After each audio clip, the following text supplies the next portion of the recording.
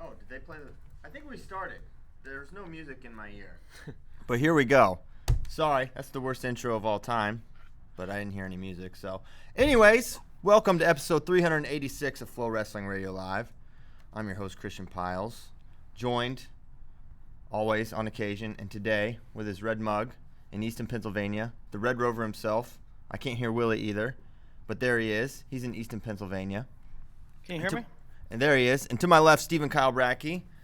No Nomad today. He is at an undisclosed location, truly. No one knows where he is, where he's going.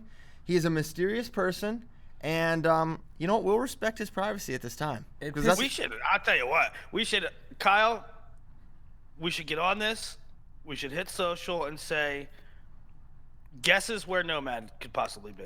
All right. Oh, that's great. He does this once a year. It pisses me right off.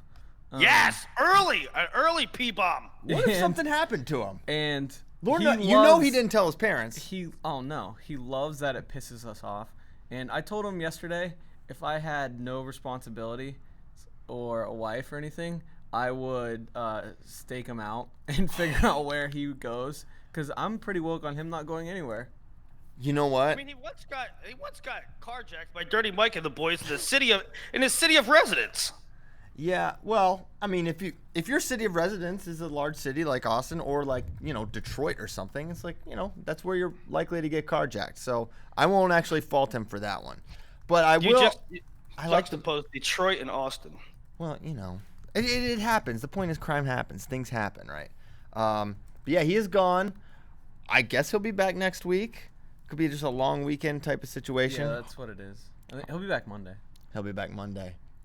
Well, next year, I'm thinking next summer about this time, Bracky. Your little one will be a couple months old, and you'll be ready for like a little time away. Maybe it's just you, me, and Willie get on the road, and we just track down Nomad for that long weekend. Yeah. It could be we could be signing ourselves up for something really disturbing. When did we? When did anyone find out that Nomad was taking an extended weekend? I found out yesterday. I forget when he told me. I think. Classic. Let's see if he put it in Namely. I bet he didn't. He's supposed to like put his in this thing so it's like monitored and stuff, but he doesn't even want. No way he did that. I think he actually talked about doing it though, but I don't think he It doesn't do his expenses. Well, actually, he got an attaboy in the meeting yesterday for that. He's doing good. He's on his way. Anyways, you guys don't care much about this, but you kind of care about Nomad because you never know. All right, so where do we start? Interest Bay started a conversation that I've always kind of wanted to have. I don't think we've ever had it on radio. It's Mount Rushmore season, and I don't know when it actually starts or ends, but it's always in the summer sometime. I don't know, maybe Bracky can provide a little more context about what Mount Rushmore season is. Well, I learned about Mount Rushmore season from Pardon My Take. Right. And it's like they decided to do Mount Rushmore season in the summer when there's nothing to talk about, because that's what like all the sports radio shows across the country do. And so every show in the summer after the NBA finals end, they do a Mount Rushmore of whatever's on their mind that week. Cereals, whatever. Mm-hmm. Like last week they did I'd love to do cereals. like dad things, because it was Father's Day. So like Mount Rushmore of dad things. Falling asleep watching golf. Exactly, like stuff like that. So Spay took it upon himself to ignite everyone on Twitter. And what do you guys think of his Mount Rushmore? Should we start with that? So his Mount Rushmore was John Smith, Jordan Burroughs, Dave Schultz, and Bruce Baumgartner. So here's how I conceptualize Mount Rushmore for wrestling. I just think of it just straight USA wrestling. Like, you can't do it by like accolades or whatever, just strictly accolades, right? I just think like maximum impact. Who had the greater impact? And so for that reason, I will agree with John Smith and Jordan Burroughs. I think they belong on there.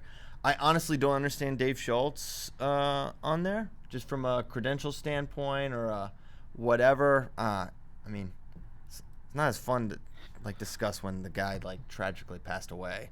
But I don't know. That's how I feel about that one. Well, I that was my first. He has 7 world medals. Okay. And Baumgartner has 13 or something like that. Well, so that's my question. Is this just I mean, the Mount Rushmore is just the top 4 most medals? Yeah. I don't know. But Wasn't Schultz behind Kenny Monday a large portion of his career? later in his career, he ended up making a team and medaling in like the 90s, if you can believe that. Yeah. He won the except 84 Olympics. Except 93. So I think like he went a period. I'm looking at it now. He went a period from 87 to not making a team till 93, but he did medal in 93. I think that's when he was behind Kenny Monday. So, okay. I'll just give you my... I mean, you make a good point. Mount Rushmore. Here's my Mount Rushmore. Take it or leave it. For just American wrestling, John Smith, Jordan Burroughs, Dan Gable, and Cale Sanderson. Those are my 4. Yeah, I mean... And I'll give you the why. Dan Gable, he does have the competition piece in that he was an Olympic champion. He was an NCAA legend. But his coaching impact and legacy on American wrestling as a whole is tremendous. And I think similarly, Cale, okay, he's the greatest, first of all, he's the greatest folk styler of all time ever, which is an American style. He is currently, he's making a run at being maybe the greatest coach ever. That is within his capability. He's on that trajectory, winning 8 of the last 9. Like only really Gable has done that in the modern era. And the wrestlers, similarly with Gable coached some transcendent athletes, and now we're seeing that with Cale, multiple generations of transcendent athletes coming out of there. So I think those two have to be on there. And I think Jordan Burroughs, is he the most credentialed American wrestler right now? No, but I just think his impact from 2011 to now is as big as any athlete that USA Wrestling's ever had. And then there's John Smith, who is just unquestionably the greatest American freestyler of all time. And I will fight you on any one of those. Who are you kicking off my Mount Rushmore, Willie? And I don't apologize for not having Bruce Baumgartner on there. I'm sorry. As far as impact in the sport, I can't argue with any of them. And part of me wants to, I mean, whenever you have all-time or Mount Rushmore or GOAT lists, you have to have certain parameters, and there's pros and cons, and there's debate about what the criteria should be. As far as impact, I don't think you can go wrong with those guys. I don't know who you kick off. I mean, Dan Gable was a legend. I mean, his name was synonymous with wrestling. He built a dynasty. He did sort of things that nobody has ever done before. I mean, Oklahoma State had gone through a dynasty, but I mean, that was so long ago. Right. Dan Gable was sort of modern era. At least, there was news about it, right? It was on television or in print or something. I mean, when Oklahoma State went on their dynasty, it was, I don't know if anybody was, there wasn't that much following. So, but on the other hand, if you're talking about wrestling credentials, I think, Nomad has alluded to this several times. Dan Gable didn't compete that long, so on the mat himself, I think his career was abbreviated. I don't know Dan Gable as a wrestler. I don't know if he was. I mean, he certainly had the mystique, but he was a 2-time champ and 1-time Olympic champ in international. So, and when you say Baumgartner, it's hard for me. It's hard for me to leave off Baumgartner because he's like just about doubled anybody. I mean, he's almost doubled everybody else that has made teams. Mm-hmm. I mean, that's insane. But for whatever reason, he never sort of popped, right? I mean, he doesn't have that cachet to his name like some other people do. Yeah, that's my kind of thought. Impact. So who's your 4? Just mine? I can't argue with that. Yeah, I'll go with you. I'll go with that one. It's great radio. Kyle, are you this is what Christian does. He says great radio when I don't have an opinion, and then when I do have an opinion that differs, he tries to rip me for having a different opinion. That's right. Thank you. Yeah, Kyle, what do you have anybody different? Greg Turnbull? No, God no. I'm not Greg Jones, Greg Turnbull. I'm not leaving Bruce Baumgartner off. So, I'll say Baumgartner, John Smith, I know who's getting kicked off. Dan Gable, Cale Sanderson. Oh. Right now. So who got kicked off? Burroughs? Burroughs. I don't think Jordan Burroughs. Here's Jordan Burroughs is the most popular known wrestler probably who's ever lived in the world. Yeah. Reevaluate when his time is done. Okay, that's fair. We can let it play out. I think if he just said, hey, "I'm done. I made this team, but go ahead, Imar."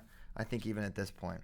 So I don't. What do you mean reevaluate when he's done? Michael Jordan. There's people that have more rings than Michael Jordan. I'm sorry, my Mount Rushmore's final. Yeah, you should just do what's face. I'm sorry. I wish I could. I wish I could change. I think that the construction crew that is supposed to not put Jordan Burroughs' face up there is on strike right now. So it's not complete. You should have an opinion and not just take CPs before you criticize mine.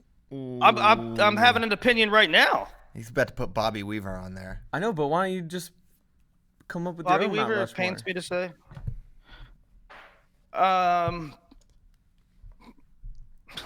So Christian had it first. So if Christian leads it first, and I agree with him, I don't think you would have gone with that if you had gone first. Just shut up. I don't know, man. I don't know. All right. Mount Rushmore took 4 minutes. Listen, I don't think you can leave off Jordan Burroughs when he's as credentialed as anybody not named Baumgartner, and he's the most popular wrestler during a rebirth. He himself, I wrote an article one time, United States of America was in a horrible slump. I mean, a metal drought. Just awful for about a decade, or no, it might have been about 8 years. And Jordan Burroughs comes first year out of college and wins a world title and just goes scorched earth and becomes this huge star. I mean, in 2010, we had no medals. Can you believe that? 2010 we have no medals. 2011, Jordan Burroughs wins a world title, going through an amazing gauntlet, and at the time redefining a style. You want to talk about part of John Smith's legacy is the kind of the invention or the transformation for the low single stuff. Jordan Burroughs with his reattacks and doubles was iconic. I mean, he sort of not transformed, but certainly it was unlike anything you have ever seen before at the international level. Yeah, I mean, to see someone just burst, and Snyder did it, right? Snyder burst on the scene and won a title, but just the way Burroughs did it and through the weight that he did it, even though he had to go through Gadisov, who's a returning world champion, I think there was just something special about how Burroughs got it done. I mean, part of my argument, it's not a part of my argument, but I'm going to say aesthetics impact how popular you are. Aesthetics, and don't say that popularity means nothing, because popularity means that you have impact in the sport. Right. And part of my argument when people debate LeBron and Michael Jordan, I think what gets lost in it, Christian's already smirking because he has some attitude problem. He's already forming opinions about what I'm going to say. He's forming his rebuttal in his head. We're just two Team LeBron guys here. Okay. Well, you'll probably like this then. Okay. Even though, I'm Team Jordan. But part of why, if you look at all their stats and this and that, and I mean, LeBron's right there with Michael. But I think why a lot of people prefer Michael is something that they don't. Michael aesthetically was more pleasing, and that's not really. Michael was more flashy. That's undeniable. He's more fluid, more artistic. Yeah. And it was something that people didn't see before. And pound for pound, I mean, stat for stat, there might not be a difference, but Michael Jordan's aesthetics, it invented a shoe market. It got people talking about basketball when basketball wasn't a huge game like it is now. It made basketball a global sport. Jordan Burroughs became the biggest thing in wrestling, not only because of his winning, but also because of his style. And I don't know how you deny that. I completely agree. I think the way he did it is like John. There was just some fluid. There's an artistic component to how those guys wrestled that was just really different. It just looked different than anyone we'd ever seen wrestle. And okay, so what happens when Burroughs is done and then Kyle Snyder finally calls it quits? Depending, I mean, obviously he's still got years left. Yeah. But what happens then? Who gets kicked off then?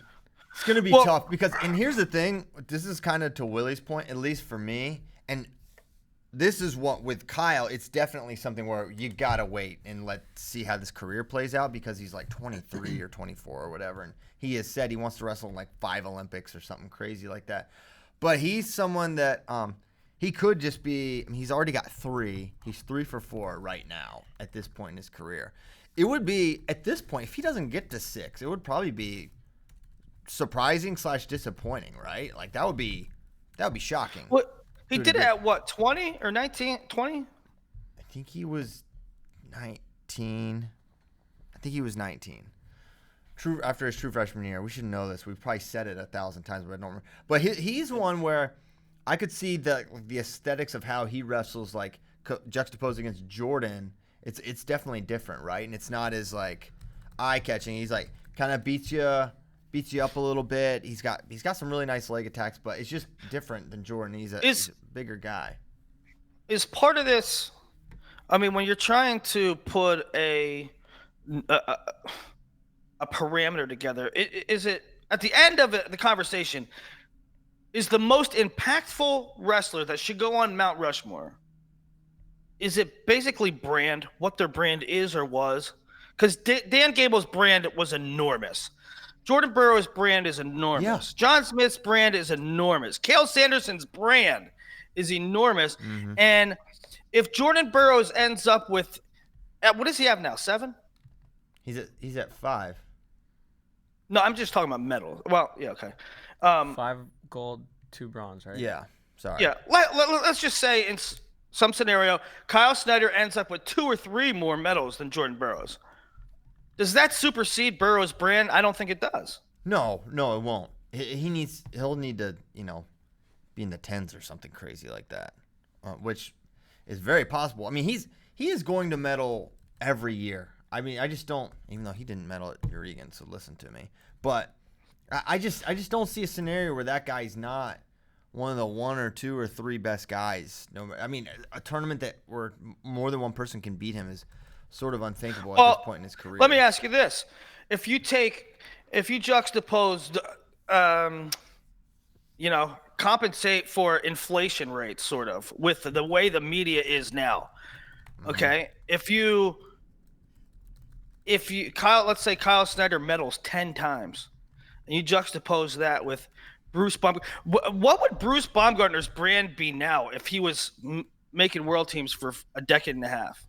It's a good point. I don't know. I don't know what it would be. I only met Bruce one time. I don't know him that well. He's not a guy that's out in the public. I met him once. I met his mustache like 7 times. Nice. That mustache is. I mean, the mustache. That should go on Rushmore. That's pretty iconic. Probably. That is an iconic mustache. Mount Rushmore, the mustaches. It's Burt. It's Bruce. They have to start with a B. There's probably a Bill in there somewhere. Greenlee. Oh, wow. Greenlee. He's had that thing for like 30 years now. Wow. That's impressive. Good run by those guys. Now, so that's the Mount Rushmore. And yeah, it'll be interesting to see where Kyle winds up on this. And like, I'm curious, because Jordan said he's not going to coach collegiately. I'm wondering what Kyle Snyder's plans will be like. What's Kyle's move after he's done wrestling? Of course, I don't know if he's even considered that or discussed that at any point. But I'm curious what he does next. How old's Kyle? 25, 24? He's I'll young look it still. up right now. You won't. You probably won't even do I'm all it. over it. He is 23. Oh my goodness. Oh, he's 23. He's got 4 world medals. Yeah, so he was 19. His birthday is November 20th. Interesting career already, you know? Well, he was one of the first to do the OTC thing. He's one of the first. I mean, he's the only. He went 4 years in college, didn't redshirt. He's like one of the. Is he the only guy to ever like wrestled like 10 matches and then go to Worlds? You know, do that kind of thing. What do you mean 10 matches and then go to Worlds? Do you mean like he split the season? Like he'd be at like Eureka one weekend, then wrestling Michigan State the next. Yeah. Mm-hmm. Yep. Yeah, I would imagine so. Yeah, we haven't seen that intentional like doing senior tours and also doing the college season and also not losing the 1 year. He did that. The Olympic year, he was undefeated. I guess his last 3 years in all, he missed a bunch of time, right? It was like part of his thing. Yeah. Okay. And that kind of, I mean, who do you think, you know, talking about Kyle not redshirting that year, who do you think redshirts this year and who do you think doesn't? Is there any candidates that say, you know, team race plays a part of it too. Mm-hmm. Team race played a part of it that year. If you're not in a team race, maybe, you know, it makes it easier to Olympic redshirt. If you are in a team race, maybe your team needs you and you know, you split time. I am told, and I guess nothing's carved in stone, but I'm told that Dayton is almost definitely going to take a red shirt. Oh, wow. Olympic. But if he medals at Worlds,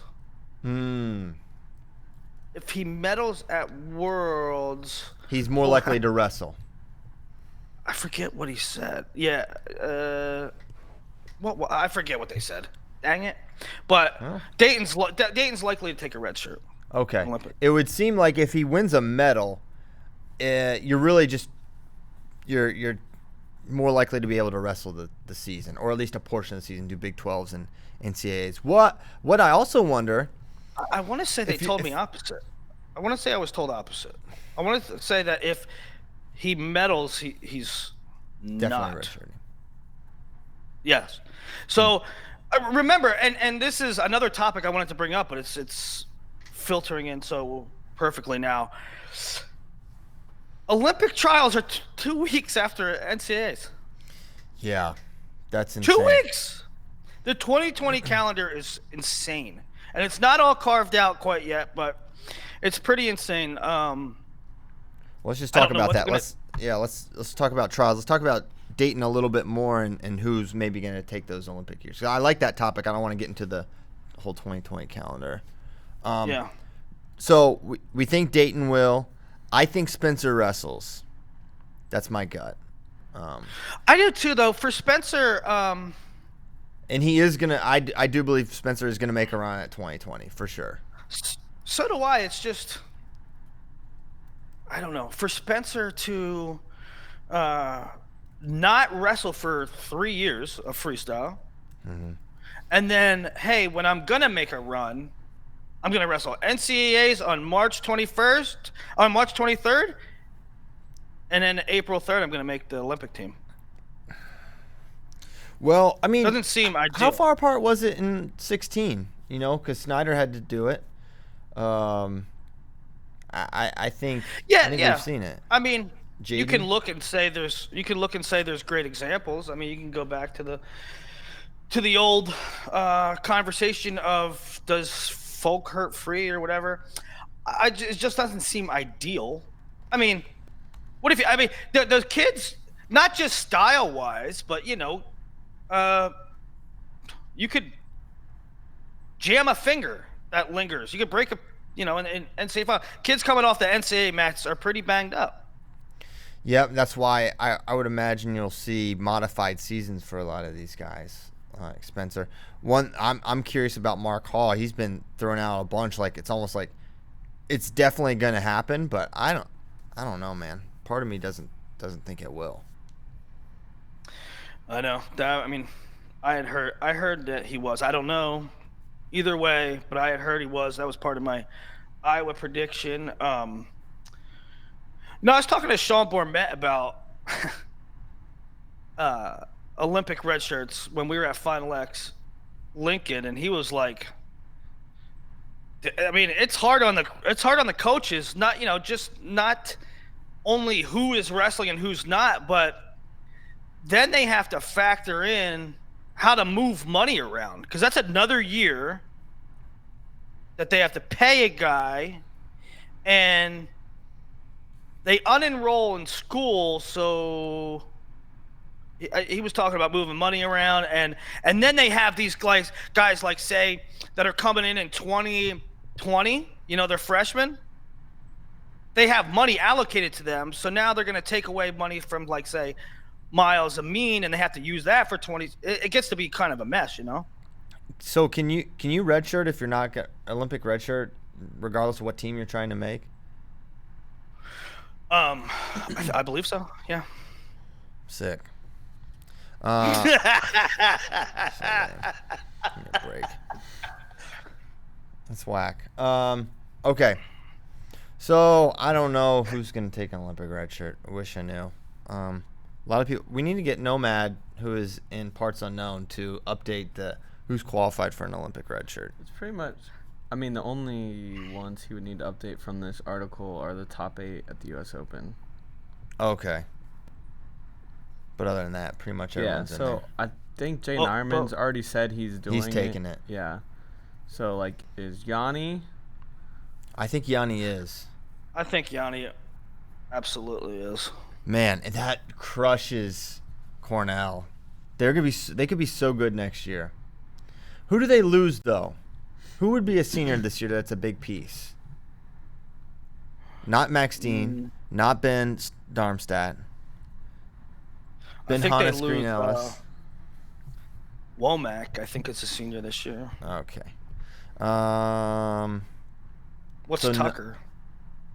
Tucker, I feel like he's a sophomore. I feel like he has 2 years left. So they could potentially redshirt him and then go wild in 2021 and still be good to go there if Yanni takes a redshirt. Yeah, with Saunders in there too. Okay, let's talk. All right, that's redshirt talk. Why don't we discuss another guy that could be wrestling for another nation? Aaron Pico. He had another MMA fight. It was a pretty big topic of discussion after his fight. If you haven't seen it yet, he lost by TKO in the second round. It was the first fight. I just got to watch it, the whole thing this morning. It's on YouTube. And it's the first time we've seen him use his wrestling. He was like punching with the left, and he's firing off a double leg, and he was taking the guy down a lot and just kind of controlling the fight, kind of like we thought we might see him do from the start, right? And things are looking good, and then they're back on their feet again, and he eats a knee to the head, and I mean that was it. He was down and out and got TKO'd after that, and that was the thing. And now he's 4-3 with 3 knockouts, basically. He knocked unconscious, bad hits. He's not getting choked out. He's not getting, just like ground and pound and losing fights after 3 rounds. He is getting brutal blows. Was the first one a knockout or a tap out? Uppercut, I thought. The guy uppercut him, he dropped straight down. He might have tapped, though. I think the guy then got him. And then he choked him, maybe. So, you might be right. Or whatever. I said he looked like a teacher, and then he took out Pico. Yeah, you're right. I guess he did. But the initial thing was a hard hit. Oh, was it? So, that was a couple years ago. The obvious criticism on social media and message boards and stuff is his chin. And, I mean, if it is in fact a weak chin, and I think it's his management that should be getting the heat. Why are they giving him? Well, He struggles with strikers. They give him an undefeated Muay Thai guy. well, yeah. Get him a grappler. Get him. I mean, stop giving him really good guys for right now. The talent is there, but why? They're giving Dylan Dennis, paint cans. Let him go against those guys. Yeah. I just listen. I'm not a pro scout for in mixed martial arts, but me either. What I do know is that Pico has tremendous hands. He hits like a ton of bricks. He boxes pretty well. In most of his fights, he's the better fighter for most of it. Yeah. Until he makes some kind of mistake. And he's like 22. So everybody on every message board, on the typical idiots on social media, they're writing him off. I'm not writing him off. The guy is 22. I mean, Ben Askren didn't start fighting until he's like 28 or 6 or something like that. Your Exhibit A is my Exhibit A. This guy is out. He's rushed everything. Rushed to the senior level. Rushed no college. Rushed to get hard fights right away. And I think they could have been so patient with Aaron because he's so obviously an incredible talent. And, when it was coming out, he's like the greatest MMA prospect ever because he's got this amazing striking and incredible wrestling. He's an incredible athlete, right? He was going to be good, and he still could be good. But now there is only – it'd be one thing. Think about, like, if this is wrestling and you've got a really good guy and he's in these matches and he just gets pinned because he makes mistakes and he's inexperienced. It's one thing. But there is a physiological thing. The more you are getting knocked out and the more you are, the easier it happens. And it's not something that you can improve. It's not like, okay, I can be less risk averse and won't get put on my back. He's just going to go out easier over time. Are you saying physiologically, like it's a medical fact or trend that if I get knocked out 5 times, it's easier to get knocked out the 6th? Well, again, not a doctor, but that's my understanding. It's like you're stayed in a Holiday. I did Express. Actually, we may have on this trip. But no. Like if he has a chin problem, he has a chin problem, right? I just don't.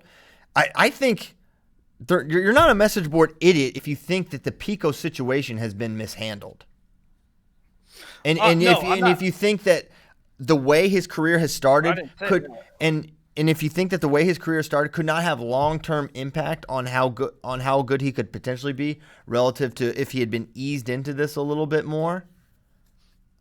Yeah, no, I'm not saying they're message board idiots for saying that. I'm saying they're message board idiots for, and it doesn't matter what happens. I'm saying they're message board idiots for writing him off because he's not 28. He's a kid.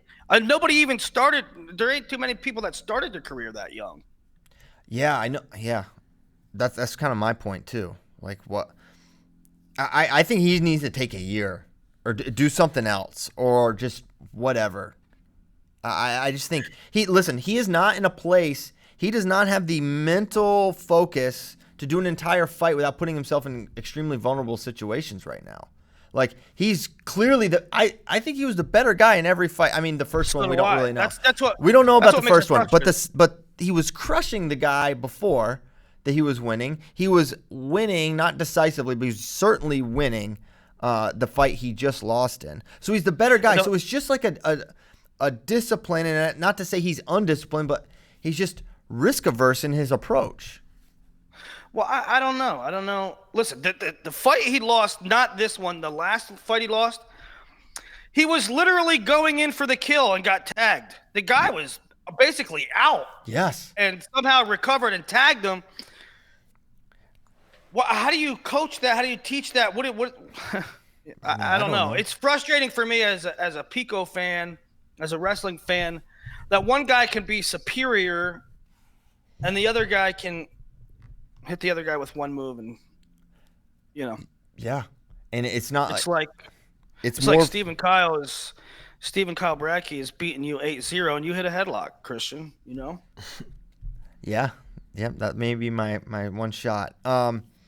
So I don't know what the move is for Pico. I would like to see him get a little time. I mean, I'd love to see him come back to wrestling for the United States of America, where he lives and trains. I think that would make sense since he's an American citizen who's won 2 world medals for the United States of America. Don't take the path of least resistance. Return, earn American glory, Aaron Pico. I think he won 3 though, but I'm nitpicking. Oh yeah, cadet, 2 junior, one cadet. But no, should he have wrestled? I'm not saying he should have wrestled in college or he shouldn't have, but man, I think right now he'd be about to graduate. He would have his whole thing, and he'd have a whole. That's why I thought it was rushed, right? Because of what you said about Ben Askren and Daniel Cormier. Daniel Cormier is 40-some years old, right? He's a champion.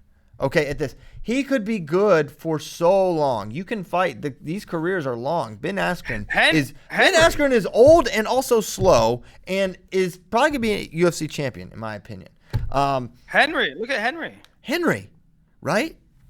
It took Henry a while. So I just think, man, you could have been set. You could have had your degree. I don't know. Listen, I talked to Anthony, his father, often back during that time when he was debating and deciding and looking at different options. And I was with him, man. I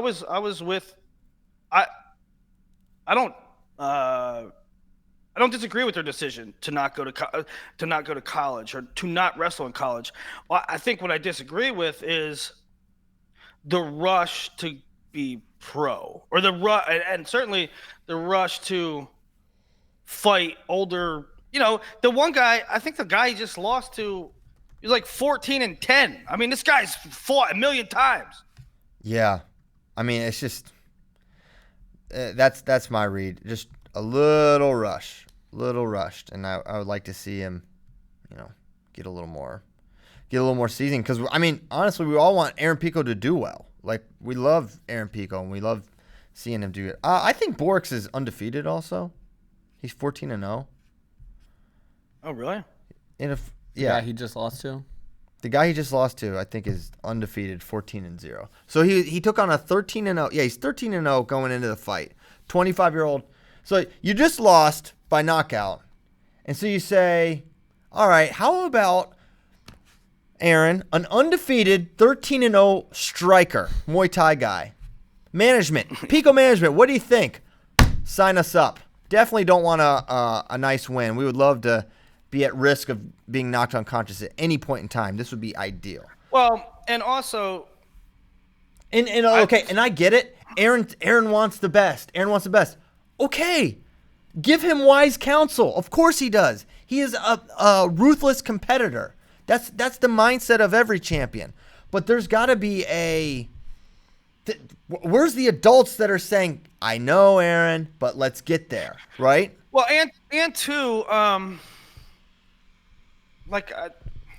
met all the guys at Bellator, and they're good dudes. I truly believe that they're good dudes, and I believe that they have better intentions for their athletes than probably UFC does. I think that's pretty evident. They give them better deals. They treat them better. But I have to tell the truth here. I think they're a little at fault too. They should have brought Aaron along a little slower. Yeah, that too. I think all around management, his people, Bellator, and now it's like they're just chasing. They're trying to play catch up, and if he can beat a good guy, then so Bellator needs Aaron Pico to be good. So if he just beats a good guy, then we can justify him on the main cards, and he can be the star, and we can put this hype behind him. Sort of like a really terrible franchise with a rookie QB that just won the Heisman Trophy. You need fans to come in. You need a turnaround. You need an identity change. We have no line. We have no O-line. And so everything's rushed, right? Like, yeah, David Carr or Derek Carr or whoever played for the Houston Texans. Yeah, David Carr. But he's going to do great this year at 57. Derek Carr? David Carr. I think he's going to be a big piece. I'm looking forward to his match against Caleb Young in Iowa. That duel is going to be fire.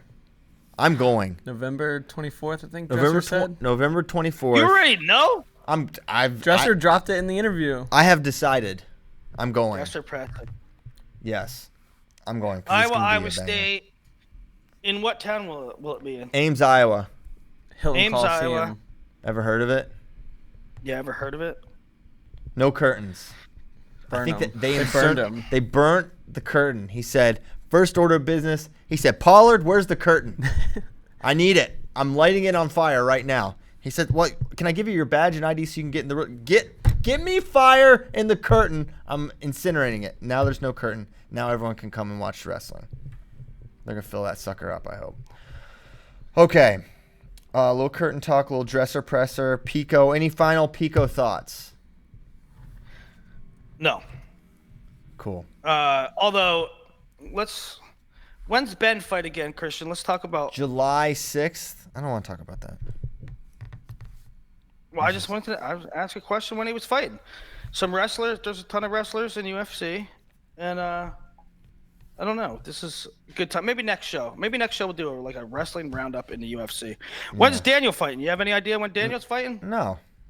He doesn't know, I don't think. Or is he fighting Stipe? Who knows? Yeah. Yeah, I think so. He wants to fight Brock Lesnar, but I don't think Brock Lesnar. August wants to fight. 17th. August 17th. There we Daniel. go. That'll be right around. No, it's not. Never mind. All right, moving on. No more MMA. Stop. There's apparently going to be a new D1 program. I haven't heard of this place. I don't know what state or necessarily continent it's on, but it's called Bellarmine or Bellarmine. Pretty sure it's Kentucky, right? Kentucky. Bellarmine, Louisville. Oh, Louisville area. Okay. That could be cool. So I don't know anything about it, but apparently they're starting a D1 program. So that would be cool. You know, there was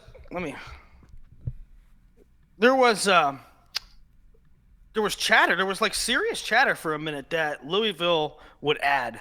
Yeah. And I guess, Louisville. No, it was Louisville.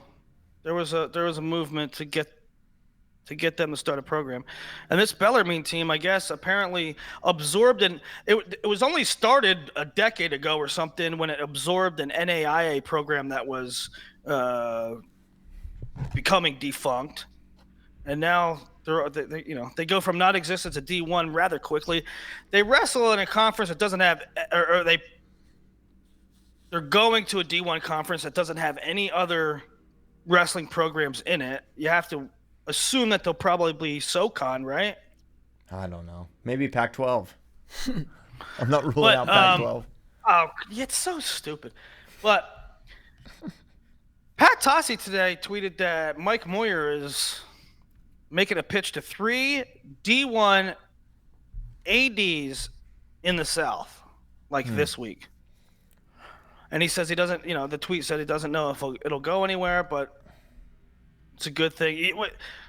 We need as many D1 programs as we can get, and we desperately need one in the South. Yeah, that would be awesome. All right, let's get to some questions from friends. We've got so Q's many. from F's. We've got so many of them. Today is West Virginia Day. Did K. Brackey remember to leave pepperoni rolls and moonshine out for Mothman? Of course. Okay, good. So that keeps you. Is that like putting the blood of the spotless lamb on your doors, like Passover? Hey, are we not having an alien hour today? Oh snap! We can absolutely do one. Okay. I have one ready to go. I didn't know if I forgot. All right, No, I then forgot. let's back it up. All right, we'll back it up. And in honor of West Virginia Day, which is the day that West Virginia became a state, June 20th, 1863, we said, "Deuces, Virginia, you suck." Here we go with the Virginia shade. Okay, so Western Virginia. Yeah, so the southeastern part of the state. This is Christian's favorite county, Boone County. Yes, West Virginia. Great county. The wonderful whites. We're gonna take a look at a Just cryptid go. known as sheep squatch. Whoa. Yeah, this one's pretty awesome. So 1994, it starts. A former Navy SEAL, so you know it's legit, is on his property in Boone County. Was it John Cena? It was not John Cena. He's on his property in Boone County, and he sees this just huge like monster running through the woods, and We're sure it wasn't Mamie White. we're positive. Could be her.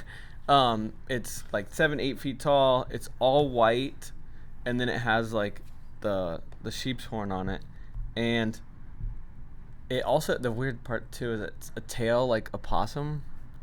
So this thing's just hauling it through the woods and just breaking down not just the huge trees, but like any little tree in front of it, just truck sticking it.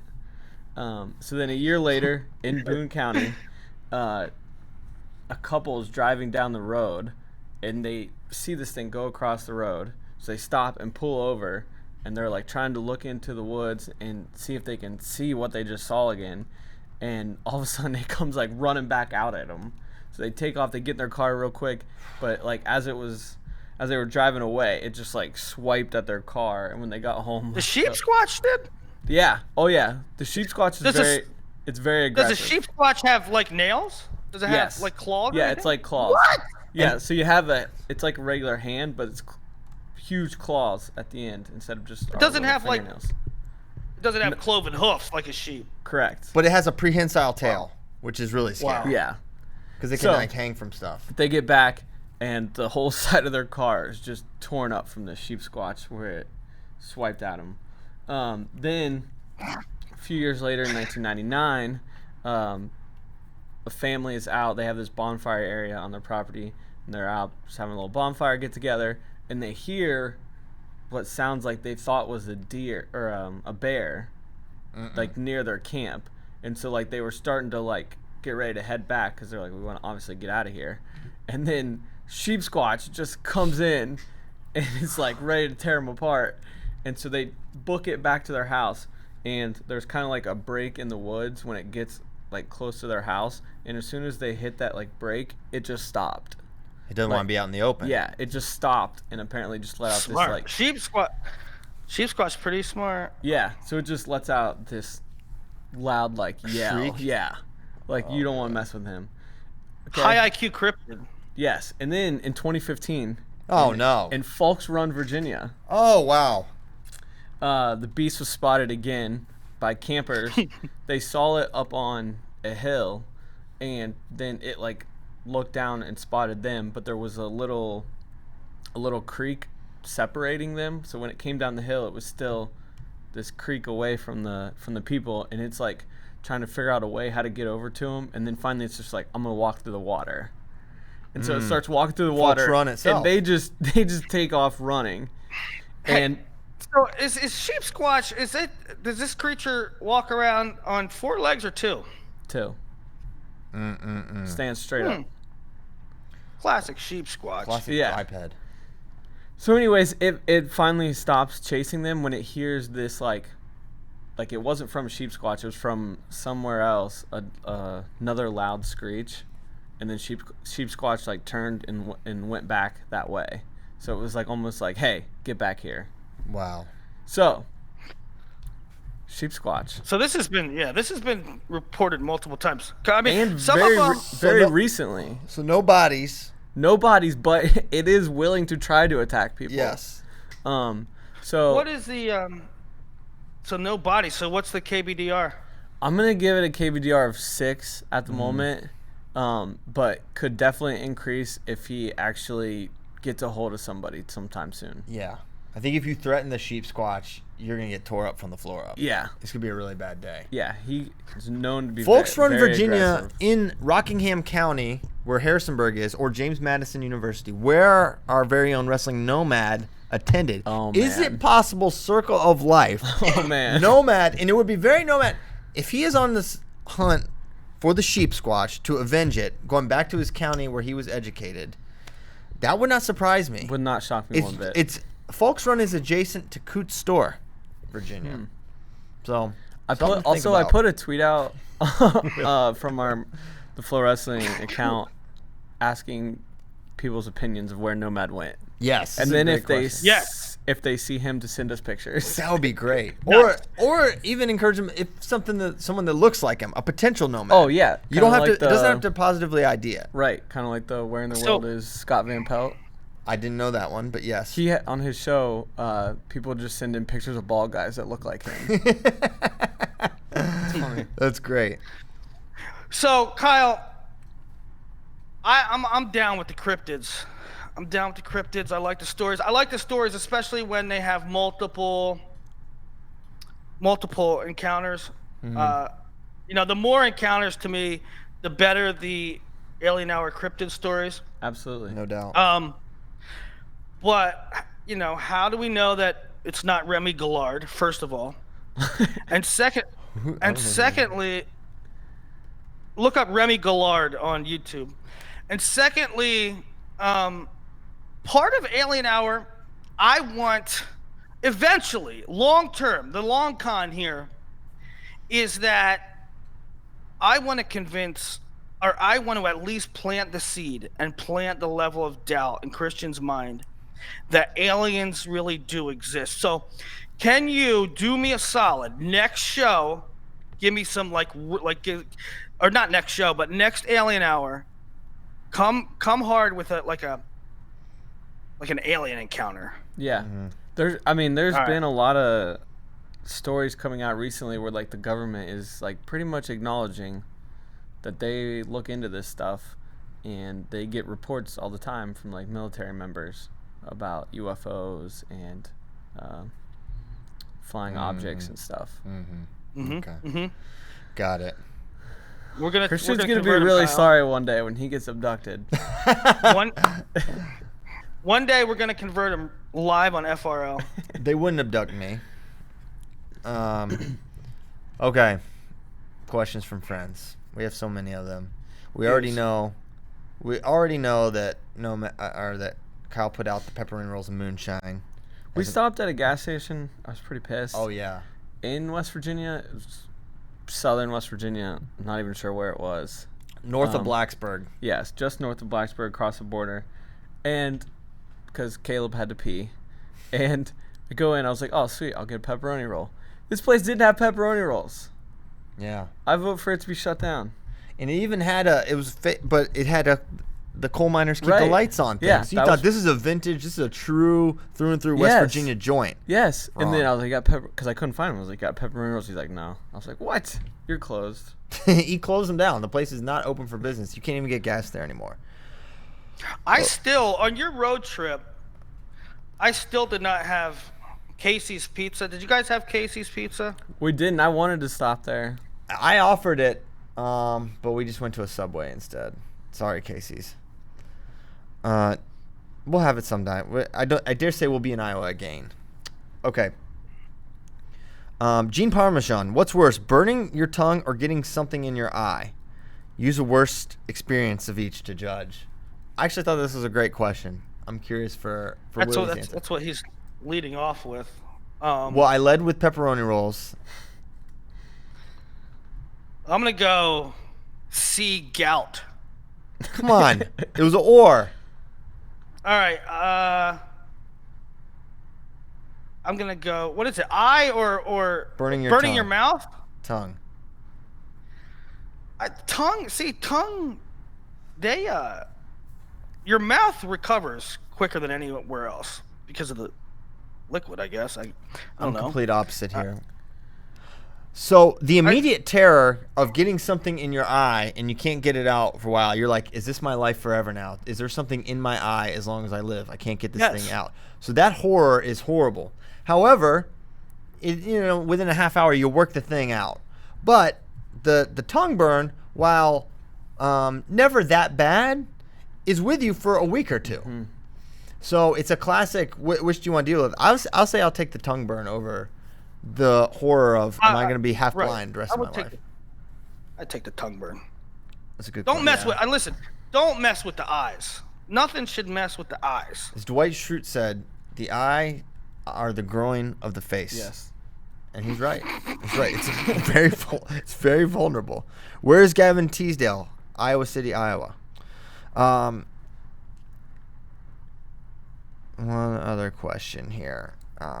Okay, everyone keeps asking this. Like Yanni's going to defect to Greece because he doesn't make the team. Like, this is not fair. I've ignored it. I will go to Greece. Like, I don't think Yanni's thinking that way. I don't think he's going to go to Greece. I don't know if he even can. I know just because he's Greek. I mean, who knows? Who knows the rules for citizenship anymore? It seems like anyone could do it. But Yanni wants to wrestle for America, right? If he didn't have a super Greek last name, I don't think anyone would even discuss this, right? But so no, he's not going to wrestle for Greece at Worlds. He can't wrestle for Greece at Worlds this year. You don't just get to. You have to like sit for a little bit before you can transfer. So no, he's not going to wrestle for thing. Who's the first man to beat Burroughs twice? Imar, Dake, Sidikov, Chimizo, or other, like Bexod or something. I don't know. I mean, no one's ever done it, right? So I'm saying none of them. What are you gonna? I mean, I'm not gonna say Sidikov.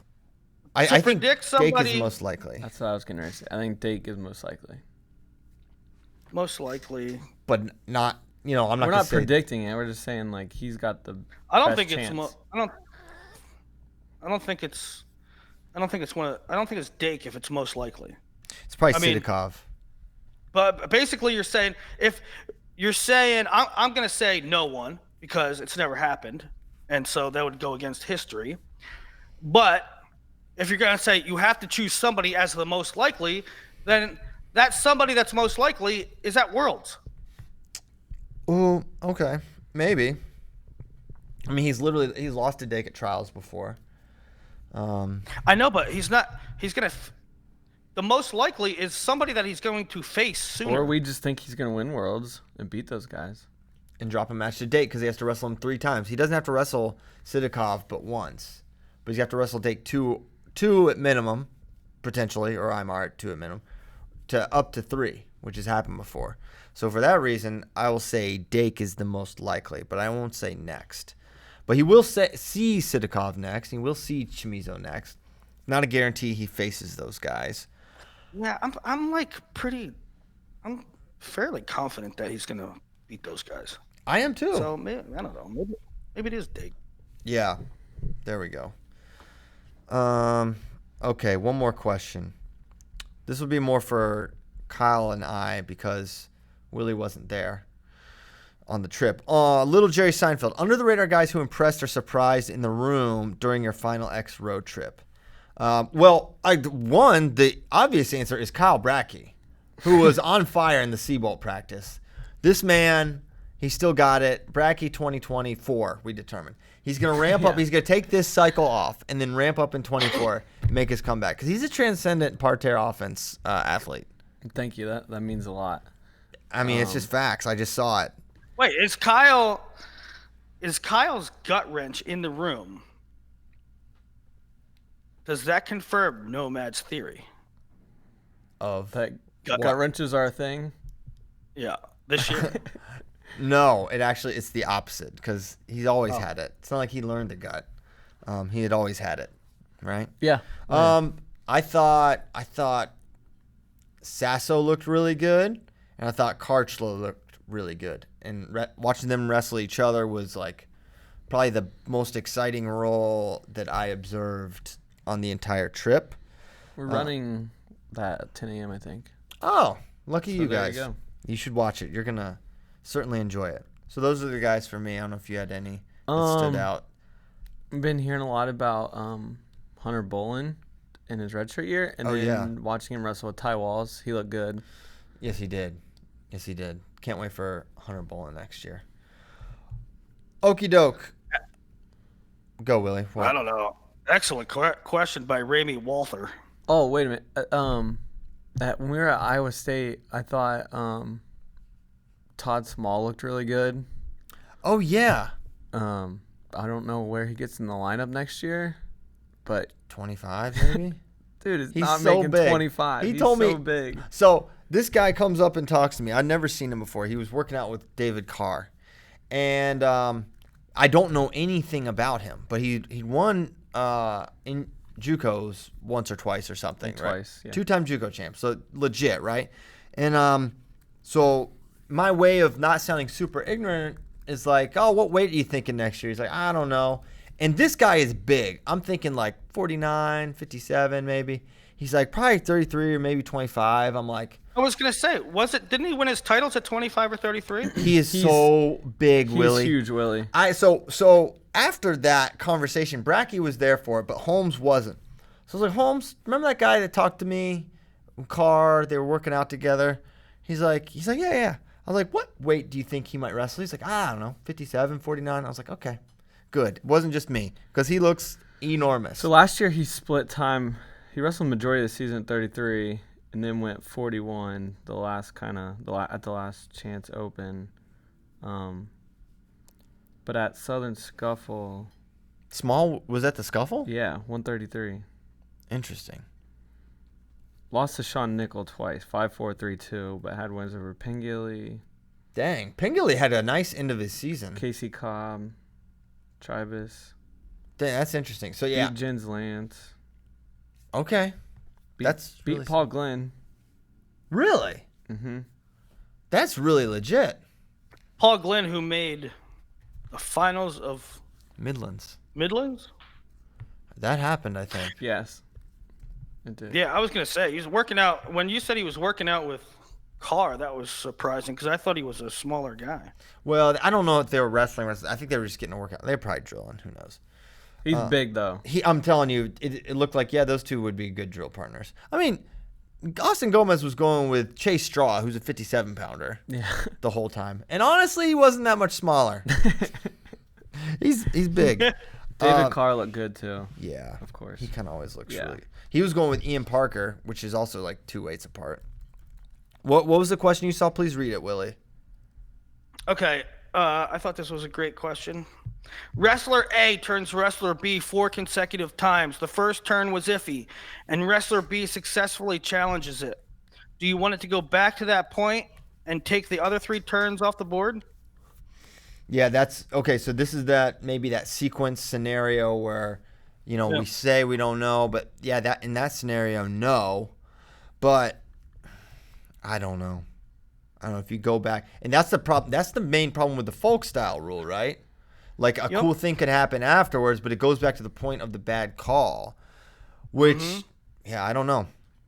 That's why, Willie, when the points go up, you throw the brick, right? That's why I think that's important. So yeah, good question by that guy.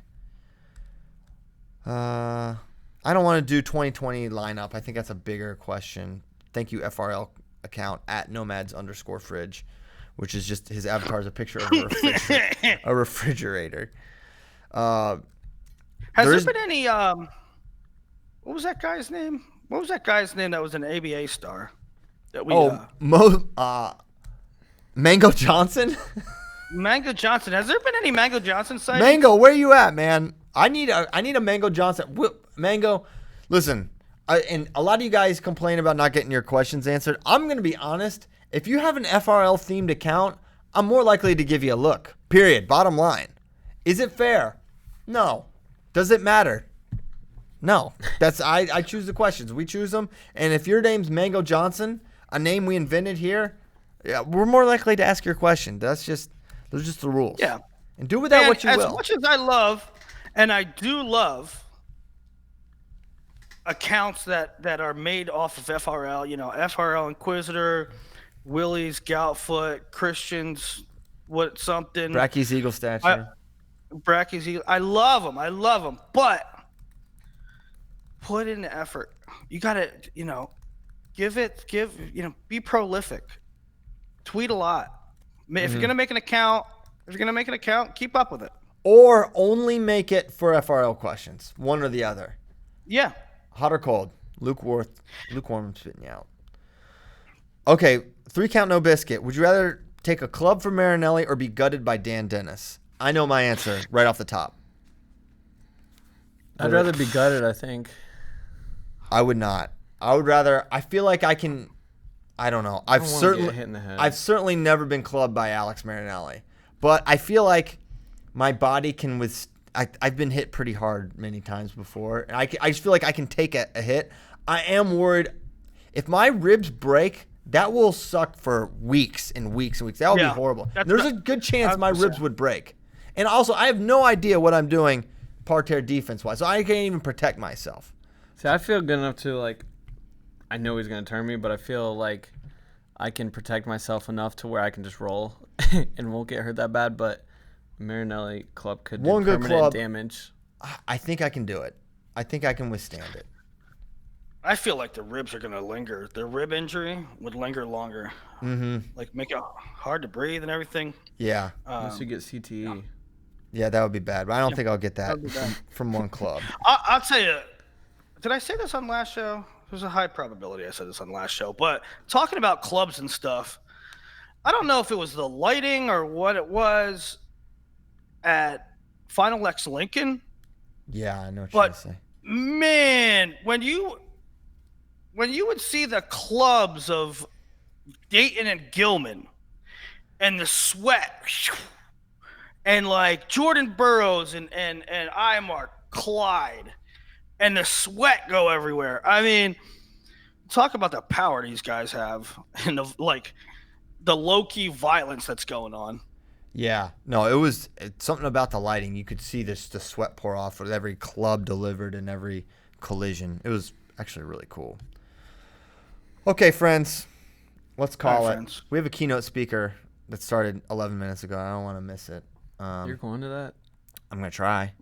Mark Flo literally, he's like, Christian, like from up at the thing, he's like, gives me the come here. He's like, and just asks me if I'm coming and all this stuff. I'm like, yes, I'm coming.